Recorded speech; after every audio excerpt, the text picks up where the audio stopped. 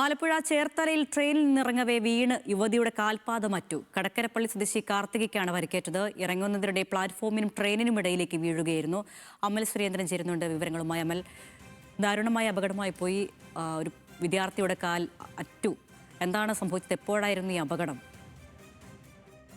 അരുണ്യ, ഇന്ന് വൈകിട്ട് 7:50 കൂടിയാണ് ചേർത്തല റെയിൽവേ സ്റ്റേഷനിൽ വെച്ച് ഇത്തരത്തിലുള്ള ഒരു അപകടം ഉണ്ടാകുന്നത്.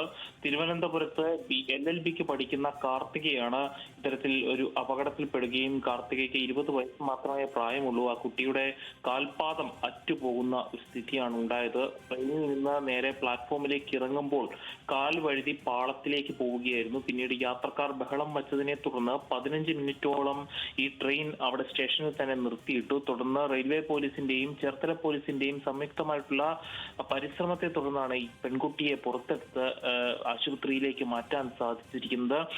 അപ്പോൾ തന്നെ എറണാകുളത്തുള്ള സ്വകാര്യ ആശുപത്രിയിലേക്ക് കൊണ്ടുപോവുകയായിരുന്നു. ഏതായാലും ഈ കുട്ടിയുടെ ഇരട്ട സഹോദരിയും അമ്മയും ഈ കുട്ടിയെ കൂട്ടാൻ വേണ്ടി സ്റ്റേഷനിൽ വന്നിരുന്നു. അവരും ഈ കാര്യം കണ്ടുകൊണ്ട് പരിഭ്രാന്തരായി. കുട്ടിയെ മാറ്റിയതിനു ശേഷം, ട്രെയിൻ പോയതിനു ശേഷം പാളത്തിൽ നിന്ന് ഈ അറ്റുപോയ കാൽപാദവും പോലീസ് ജീപ്പിൽ തന്നെ സ്വകാര്യ ആശുപത്രിയിലേക്ക് കൊണ്ടുപോയിട്ടുണ്ട്. ഏതായാലും കുട്ടിയുടെ കാൽ പൂർവ്വസ്ഥിതിയിലേക്ക് എത്തിക്കുവാൻ സാധിക്കും എന്നൊരു വിശ്വാസമാണ് പോലീസിനും ബന്ധുക്കൾക്കുമെല്ലാം ഇപ്പോൾ ഉള്ളത്. ഏതായാലും വളരെ വേദനാജനകമായിട്ടുള്ള ഒരു കാര്യമാണ് അല്പസമയം മുൻപ് ചേർത്തലയിൽ വെച്ച് ഉണ്ടായത്. ശരി അമൽ.